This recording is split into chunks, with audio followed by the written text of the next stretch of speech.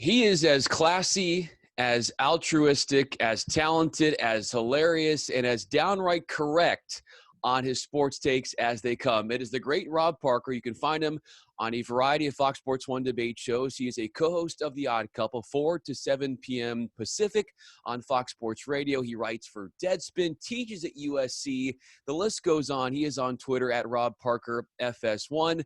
I get to, from time to time, anchor on Rob and Chris Broussard's show. I am an anchor at FSR, and I am on Twitter at Bryan Fenley. Rob, thanks again for doing this. And first of all, I wanted to start with how much of why you wanted to get in this sports media business was to break barriers. Well, Bryan, thanks for having me. And, it was more about me being a kid growing up in New York, and my whole dream was to be a baseball player. I wanted to play first base for the Mets. And early on, I kind of figured like I wasn't that good. I was pretty good, but I wasn't that good. I was trying to figure out, well, what am I gonna do? Because I love sports so much. And my mom always told me a story about my grandfather saying to her one day, like, what is he talking about? Like I was walking around saying some stuff. And my mom said, oh, those are like sports statistics. He's into sports. So I used to analyze all the baseball cards. I knew everybody's batting average. You know what I mean? Stuff like that. So it was in my blood. And I had so really, I decided I used to watch this old TV show called The Odd Couple. And Jack Klugman was Oscar Madison. He was a sloppy sports writer who lived with a clean photographer named Felix Unger. So I was like, Jack Klugman, Oscar, he has the greatest job in the world. He's a sports writer. He gets to go to all the games for free. He has his own column in the paper, his pictures in the paper. I was like, that's what I want to do. I want to be a sports writer when I grow up. You have done so much great work, Rob, in the business, and you have named your radio show The Odd Couple, certainly in memory of those earlier inspirations. How did the formation of the radio show The Odd Couple come about, from it first becoming just a concept to then getting it on the air, and then to, of course, it being a polished, dynamic, really, really powerful product? Well, thank you, Bryan. It means a lot. As we're about to, matter of fact, Chris and I are celebrating our third anniversary. We're going to start, our second anniversary, starting our third year, coming up on Thursday. So this will be the start of our third year, which is unbelievable, because we were doing, Chris and I were working separate.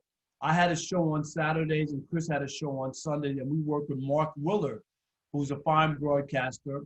And it was really Don Martin and Scott Shapiro who were like, they heard us on a podcast that I did on Chris's basketball podcast. Yeah.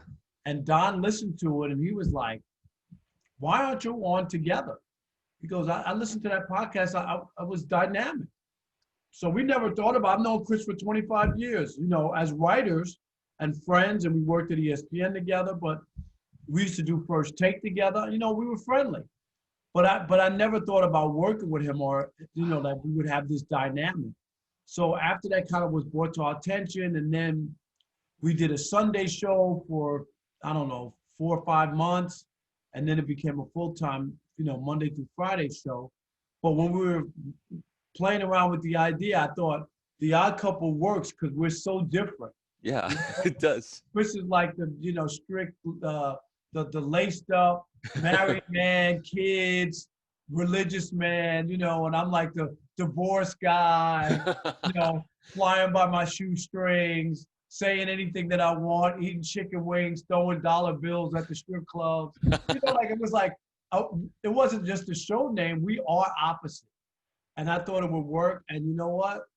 Here we are going into our third year, and it has worked. When was your first interaction with Chris? Probably covering the NBA. I don't remember. I met him at the National Association of Black Journalists convention in 1992. It was in Detroit. And in 1992, I was a Cincinnati Reds beat writer for the Cincinnati Enquirer. And I met him and Stephen A. at that convention, at that very convention. So it's pretty, 1992, that's incredible. Now, Rob, on the TV side, you're doing a lot of great work with Fox Sports 1 and their debate shows. What was it like when they first approached you and they began to show interest in you being a participant in those shows? Well, I got to give that credit to Skip Bayless. I mean, Skip and I worked together since 2006 at ESPN. I used to do cold pizza with him. That's right. And, you know, I worked there with Skip for 6 or 7 years. We had a great time on First Take, you know, and then they didn't renew my contract. So I was out and went back to Detroit basically and did local. And when Skip made the change from ESPN to come to Fox, the day it was announced that he was coming, and this will always mean a lot to me, he picked up the phone and called me and said, hey, if you still want to work with me and come out to LA, I would love to have you on the show. And that really touched me because I hadn't been, you know, after leaving ESPN, it had been 3 or 4 years. So we hadn't worked together, but Skip reached out. I was like, would love to.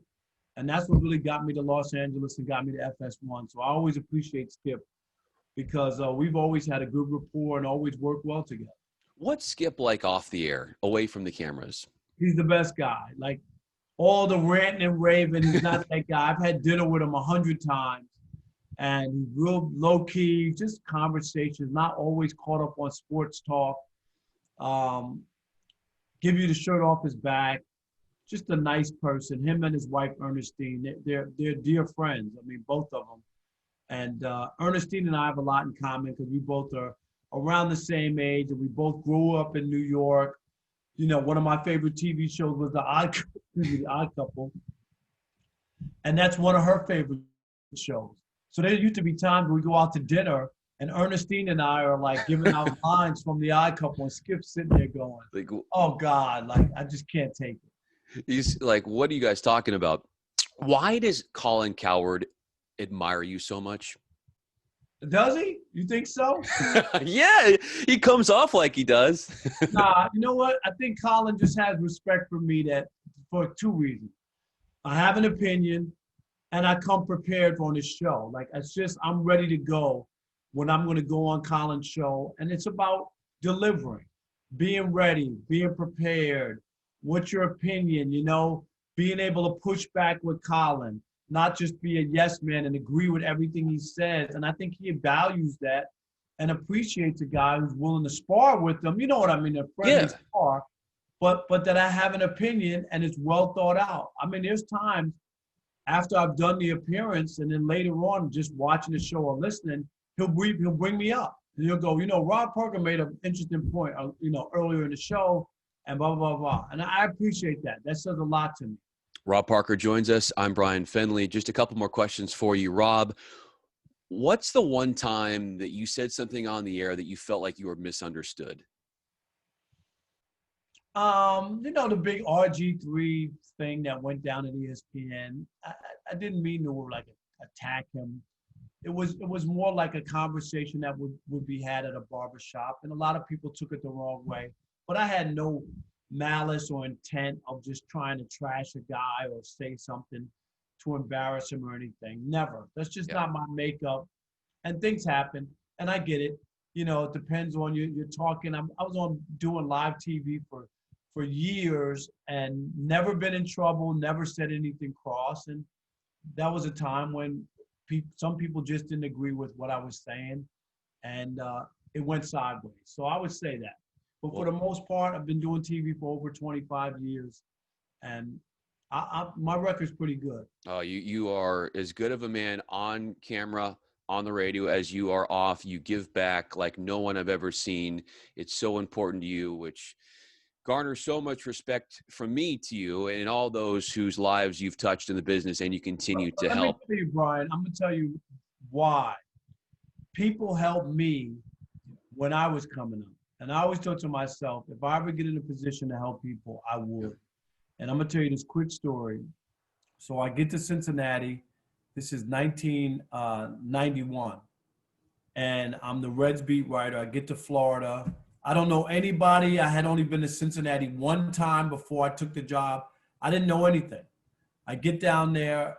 My laptop that the paper gave me doesn't work. It's broken. It's not working. And this is 1991. So It wasn't like go to a store and buy a new one, or, Yeah. you know, it wasn't like that. It was like, we got to send you another one from the paper. So it's going to take 2 days to get to me. So I'm telling the other writers who I just met that day, they didn't know me. They knew I came from New York. That was it. So Hal McCoy from the Dayton Daily News, who's now a Hall of Fame baseball writer and one of the greatest guys you ever want to meet. Hal doesn't know me. I'm the new hotness, the new competition. They just brought in this young hotshot reporter from New York to Cincinnati to cover baseball, right? So they're like, Hal understands what's going on. And Hal says to me, don't worry about it. Because I was going to dictate a story over the phone, which is very difficult to do, like the old days. Yeah. Hal says, you don't have to do that. He said, let me write my story. I'll give you my laptop, and then you can write your story and send it into the paper. This is the competitor. This is my competitor. He didn't even know me. And so when people do stuff like that, for me, how in the world can I not help somebody who's looking for help? So I got a million stories like that. That's just one. Bill Rhoden from the New York Times, when I was a young reporter in New York, going on my first road trip. I was going to Buffalo to cover St. John's basketball. Mark Jackson was on the team back then. Wow. That's how long ago it was. And I get off the plane. I don't know where I'm going. I don't have a rent-a-car, nothing. Bill Rhoden, the competition. I'm working for the Daily News. He works for the New York Times. Now, we knew each other a little bit, but we had never been on the road or never like anything like that. So he goes, you know where the hotel is, whatever. I said, I got it on my paper, but I don't know. I've never been to Buffalo or whatever. He said, get in the car with me. Showed me around, showed me like what time we should leave to go to the arena, the whole ropes, everything. This is what I'm saying. We're here to help each other as we go along. So I'm going to do as much as I can for people, and as long as I'm doing this business and beyond. So that's why I love teaching, because it's giving back, it's giving knowledge to other people so that they can pass on the torch, and they can go out and experience their own thing and have their own careers. Props on you, Rob. And we all respect you so much for having that ability, that selfless ability to want to give back. Not many have or will, in your position of power and influence, taken so much time to help others, and you deserve to be commended wholeheartedly for that. My final question for you, Rob, is when you look back at your career and what you've done so far, what is a setback, maybe the biggest setback, and how did you push through it and find success on the other side? Well, it would have to be the ESPN thing, because I was already there. And, to work somewhere for 8 years, don't have your contract renewed, going back to local TV, which I was still doing while I was doing ESPN, but that's really what happened. And I never lost faith in who I was or what I did and what I delivered. And that's a big thing. You can't let where you work be who you are. That's not who you are, right? That's what I do. That's my current situation. But I always believed in my talent, that I had something to offer. The only reason I'm on FS1, Fox Sports Radio, and write for Deadspin and teach at USC is because I have something to offer. And whenever you have something to offer, there's always going to be a place for you. It's just that simple. And most people don't get that. And they're so caught up on where you work and what. No, do your job. Bring something to the table. Make people realize this guy has something to offer. So I wasn't the end of the world for me. I didn't go crawl under a rock, cry my eyes out. It was like, just wasn't meant to be, and I'll move on to the next situation.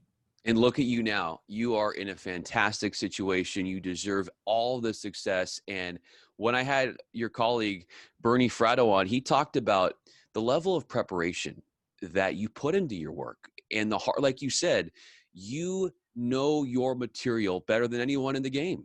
And that's what separates you as well, is like he would say, yeah, you're up, at the crack of dawn, studying, working. You deserve all the success that you've gotten. You've put in the time, and I'm proud to call you a friend, a mentor, and someone who I get the chance to work with. Rob Parker, thank you so much for doing this. Look forward to catching your show every weekday, 4 to 7 p.m. Pacific on Fox Sports Radio with Chris Broussard. I'm Bryan Fenley. Thanks again, Rob, for doing this. Bryan, thank you so much. Thanks for the kind words. Continued success. and I see where you're going and all the stuff you're doing. Very proud of you. Awesome. Thanks, Rob. I appreciate it, man. Thanks so much for your time. I know it's valuable. No problem. All good, buddy. Okay. Cool, man. Well, I'll be in this afternoon with you guys, so I will talk to you all soon. I'm gonna leave you with this message. Yes. So last night is why sports has a hold on us. Okay. Yes. Because you just never know how it turns out. The most obvious doesn't always win. That's why Vegas has all the money, and that's why Vegas has all those big buildings. Because it's really amazing when you think about it. I always say the unknown is unmatched, and that's why people still watch games. Yeah. And why sports captivates us. Do you know what I mean? Like, because you can look on paper and say this team should beat that team. It never works out that way. That's the beauty of sports. I can't wait to hear your take on the Clippers this afternoon. I can't. I know everybody will be tuned. I can't wait, Rob. Oh my gosh, it's going to be beautiful theater. Can't wait. All right, buddy. Thank you. All right, Rob, I'll talk to you later.